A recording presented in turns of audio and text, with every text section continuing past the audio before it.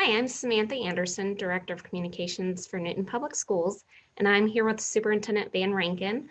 And we are here to go over last night's Board of Education meeting. Um, First of all, just to go over last night's meeting as well as any other questions you may have. As usual, feel free to leave any questions you may have in the comment section. One thing that's been a little different than the very beginning is that we are streaming this on multiple different pages. So I'll try to go to all the different pages and see if there's any questions there throughout the broadcast. So Superintendent Van Rankin, there was a change in the gating criteria. Can you just let us know what that was? Yeah, essentially what we've tried to do, we've been keeping track of the data like everyone else is across the state, every school district is. And some of the things that we've heard, a lot of the things we've heard are related to, we want consistency. We don't want to have, switching modes and things like that based upon the colors, and want to get kids in school more, especially at the middle and secondary level, since they were remote for quite some time. So what we've come up with is essentially from here until at least through February 12th. We'll re-examine it at the February board meeting at the 8th. But right now, the way things are holding, we're going to go into a situation where we'll be in elementary, pre-K through 6, actually, we'll be in 100% full attendance. 7 through 12 will be in a hybrid type of a model, but it's going to be a little bit different type of a hybrid schedule than what we have had. There'll be no more remote Wednesdays. That will start up on the 25th of January. So you're going to be in the same mode that we're in right now up through the end of what's going to be this first semester, which I believe is the 22nd, I believe, of this month. The 25th, when they come back, they would then go to this new mode of operation. Okay, so we'll just call it a learning environment, so we won't worry about mode of learning and colors and things, because we're kind of getting away from the colors. I say that, and then who knows what will happen in terms of if the wheels fall off and our percent positivity goes above 20%, and we've got 7,000 cases in the county. I mean, obviously we would make an adjustment, but if things stay relatively stable, beginning the 25th at that secondary level, it will be a hybrid, and somebody called a rolling hybrid schedule. I kind of like that one. Whereas like on Monday, Wednesday, Friday, for example, hybrid A will be on site first week, Monday, Wednesday, Friday. Tuesday and Thursday, hybrid B would be on site. All right. Then the next week, it would just flip flop. So it's a little bit like what the block schedule is now. Or what it used to be with your 8-period block. You have an A day and a B day. It's kind of like that, in that hybrid A would be on site 3 days 1 week, hybrid B would be on site 2 days in that same week. The next week, hybrid B would be on site 3 days and hybrid A 2 days. That essentially gets kids back on campus 20% more, which is something we really, really want to do. So had some discussion about some of that last night, but that's where we landed. Now, we're always reserving the right to make a change at a building level based upon a couple of different circumstances. One of those, which we've already been doing, is if we can't staff the building based upon quarantines, isolations, and active cases. And we've had to do that a couple of times at Santa Fe and at Cooper Elementary. We've had to do that already this year. The other situation would be if we had a large number of cases to where we couldn't, quote, get ahead of isolating and stopping the spread of COVID within the facility. So just to let all of you know, we've had 5 instances in our district this year so far where we've had some internal spread, but our health staff and administrative staff has done such a great job of kind of getting in front of all of that from a contact tracing perspective, and then isolating those students and or adults off campus. We've been able to stop it very, very quickly. So if we have a situation where we did have a lot of spread within a building, then we would consider a more restrictive environment. So if it were at the secondary level, we had a lot of spread, I'd get with my health staff and administrators. We would then make the determination if we needed to go to a remote type of a mode. If we're at the elementary level, the same type of a thing would come into play, where we might go to a hybrid model, just to kind of get in front of or isolate, reduce the amount of contact in between between individuals that are on campus. So we feel pretty confident about that. Our ability to do that. Like I said, Karen Lehman and the health staff have done an excellent job of staying in front of this. So that's kind of how that's going to work out. All right, and just a quick clarification, because it's a question I got a couple of times last night. This only applies to those who are in the flexible mode. The remote students who opted for remote will stay in remote. Absolutely. Is that right? Absolutely, okay. Yes. Thanks for clarifying. Yeah, no, it's a good question. And then we did have some new leadership in the school board. Could you just let us know who the new president and vice president are? Mallory Morton, was selected as your new president for this next school year, this next calendar year. Actually, they switched things around. They'll go from January to December a couple years back. And then Melissa Schreiber is the new vice president. So Matt Treaster, I believe this was his maybe second or maybe third year, at least second year as president. And that's a long time. That's a long sentence, so to speak. And Matt's done a good job. So he's ready to get off of the person leading, and he'll be a board member. So.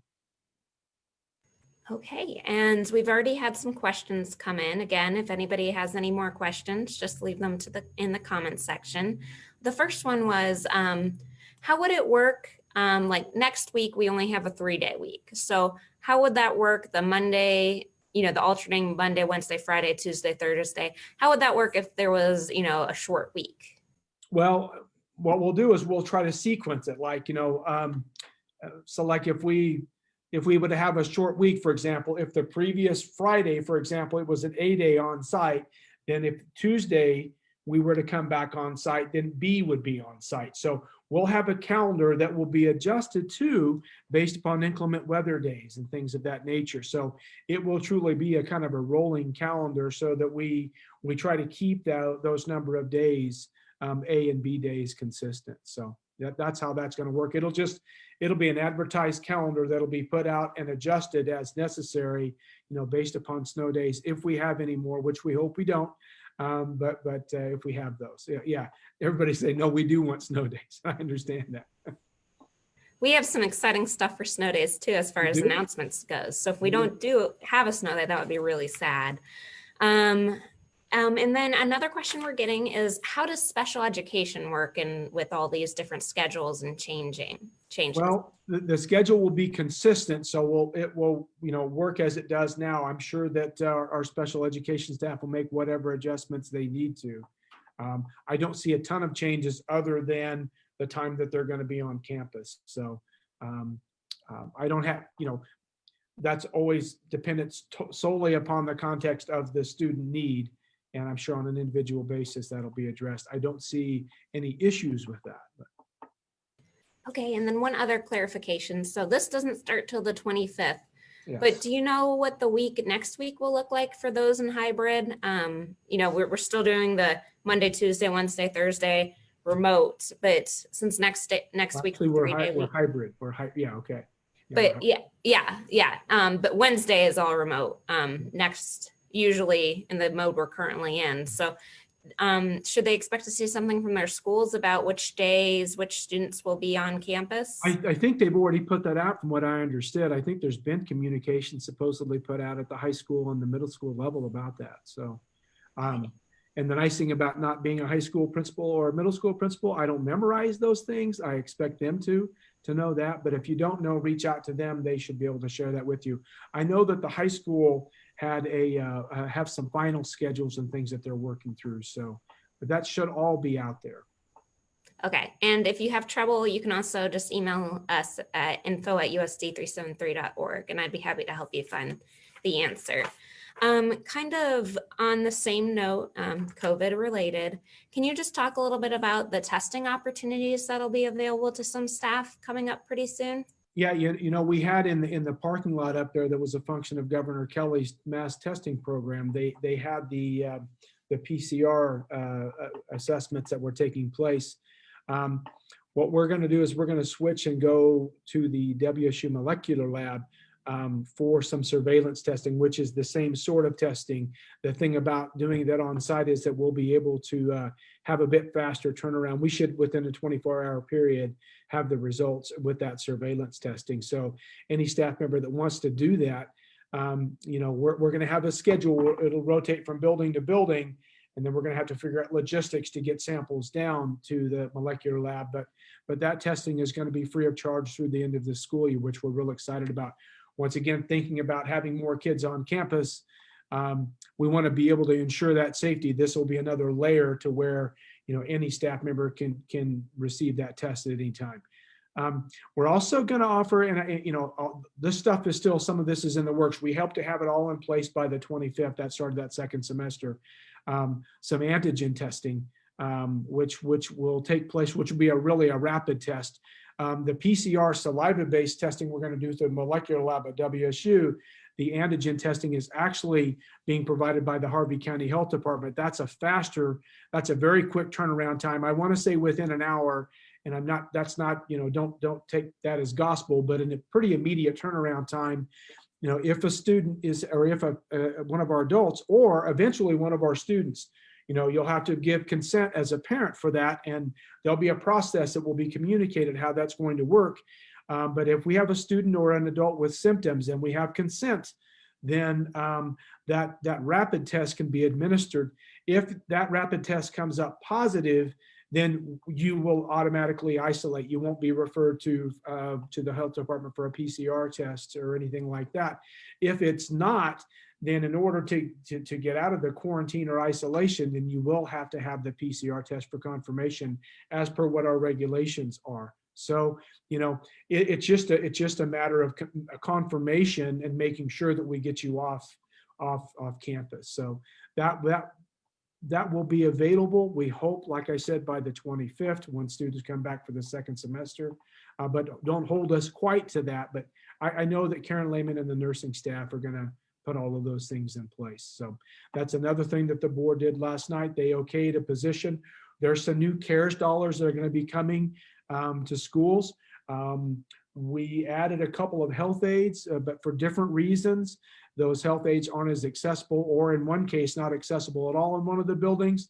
So we're going to hire a full-time nurse that'll serve as a floater, and also essentially as the COVID coordinator that'll handle a lot of this testing stuff within schools, ordering the materials, going through with the contact tracing like they've been doing, but ordering materials, making sure tests are administered and things of that nature. The thing about that antigen test, it's kind of interesting to me, when you think about the PCR test, initially those were the swab that went up and tickled the brain. Well, we're going to give the saliva-based PCR, but the antigen test is going to be a swab, but it doesn't go quite up and tickle your brain from what I understand. So I'll be interested to see how that works out. And that's for symptomatic individuals only, the antigen test. That will not be surveillance testing for anyone that wants it. Eventually, if things are working out well, we may try to offer some of the surveillance testing to some family members and stuff too. But we'll just kind of plant that seed and see how things go logistically for us. Okay. One other question we've got on one of our other pages. Will the high school continue to follow that bell schedule when students aren't on site? I haven't heard of any changes. There's been no changes in the bell schedule. No, they'll be on that 4x4 block schedule for the second semester. Okay. Kind of have to in order to have a complimentary full year of 8 courses. And then someone asked when they could call. I'm thinking they mean the district office, and generally we have people in the office from 8 to 5, Monday through Thursday, and then to 4 on Fridays. So call anytime then, and we'd be happy to talk to you. The offices will be closed up this coming Monday for Martin Luther King Day. So. Yes. And then someone wanted to know, and we actually kind of just talked about this before the Facebook Live, will this new mode be throughout the whole rest of the semester, or how will that work? Boy, you don't want to bet on anything. You just don't.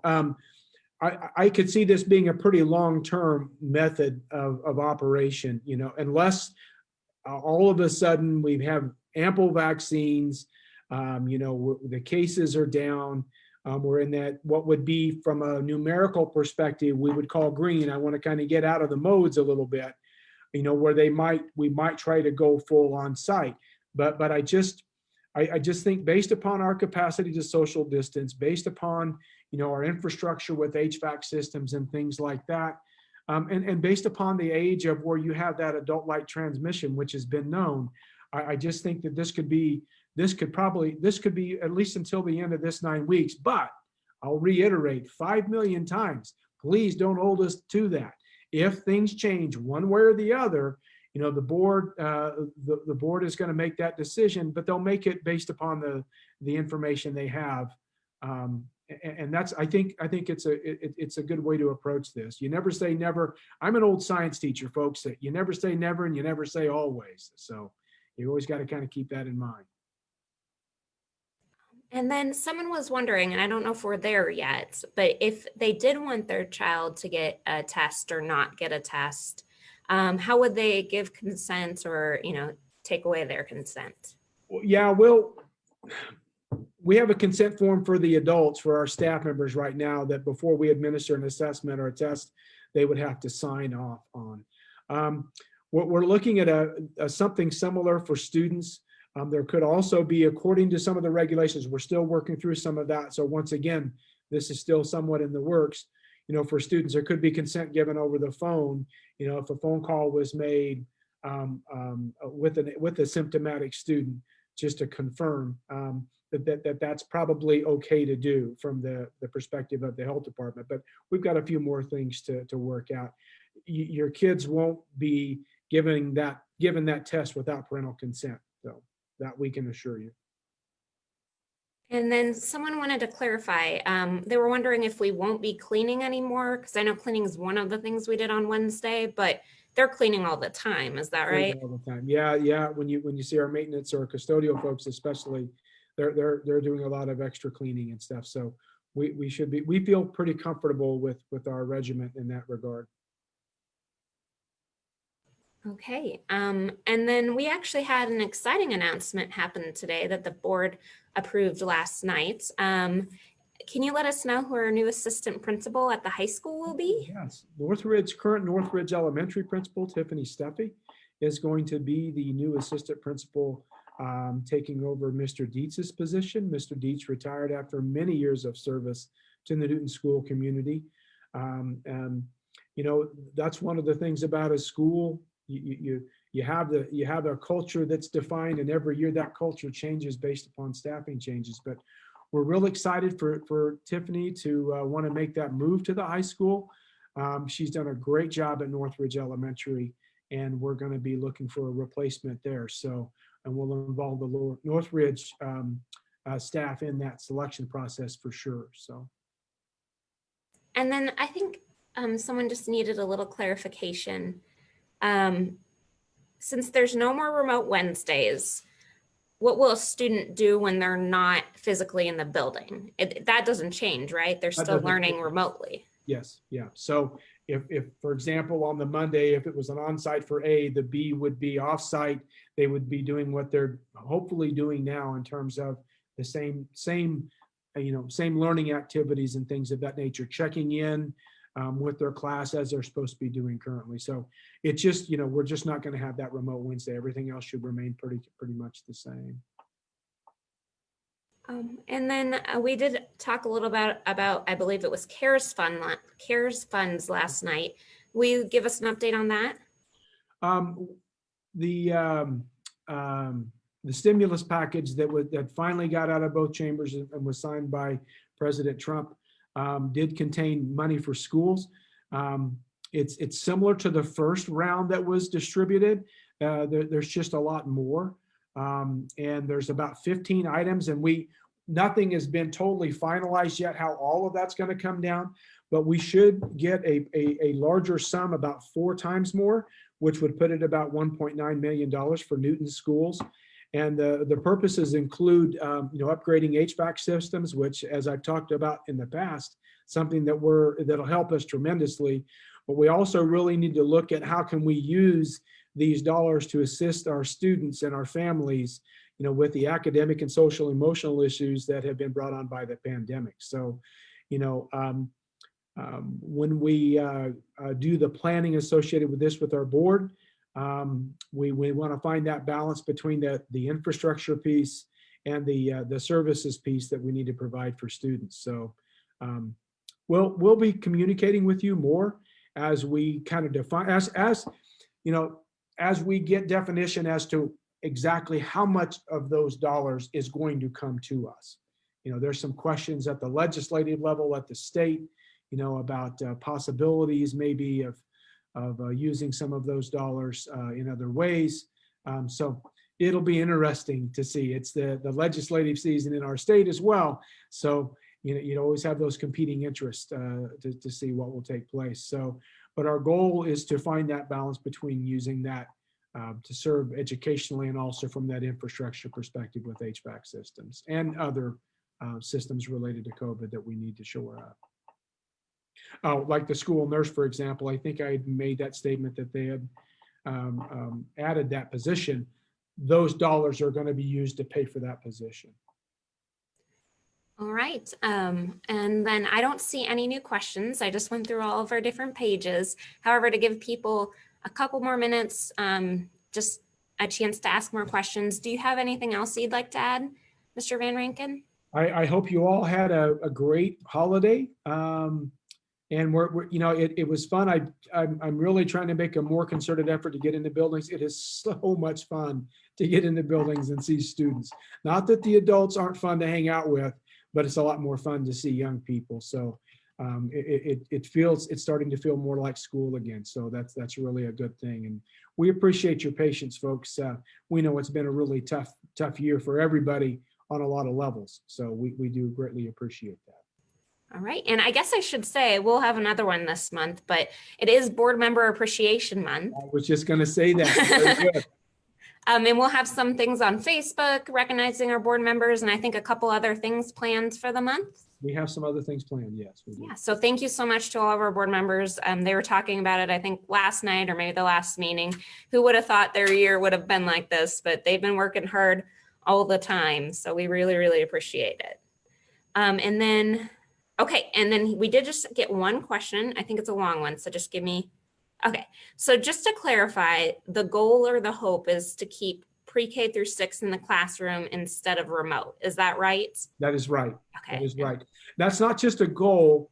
I mean, some of the research associated with that is we need to keep those kids in school, and that's not coming from us locally. Just locally, that's also coming from those physicians and other professionals that develop that gating criteria. That was an adjustment made actually at the state level in that it's to keep those younger kids, especially in schools. And so we're going to do our best to do that. And then another clarification question. So hybrid for 7 through 12, I think maybe it was in the beginning, but just to recap, it'll be alternating. So A will be Monday, B will be Tuesday, Wednesday, Thursday, Friday. So it'll alternate. It'll alternate, but so over a 10-day period, your kids will be on site 5 of those days. Yeah. If anybody has had a child do the black and gold schedule at the high school, like in previous years, it'll probably be pretty similar to that. So, and we'll have a lot more information out. So I think that's the very end of the questions. If buildings will be communicating with you, I'm sure on a weekly basis, if not daily, about today, A kids are on site, tomorrow B kids will be, or something like that. I'm sure that'll happen a lot. So yeah, and thank you everybody for watching. We really appreciate it. And if you do have any questions, feel free to just email info@usd373.org. That's the best way, or use our feedback form that we still have on all of our websites. Thank you so much, Superintendent Van Rankin, for being here. And I hope everybody has a great rest of your week. Welcome back.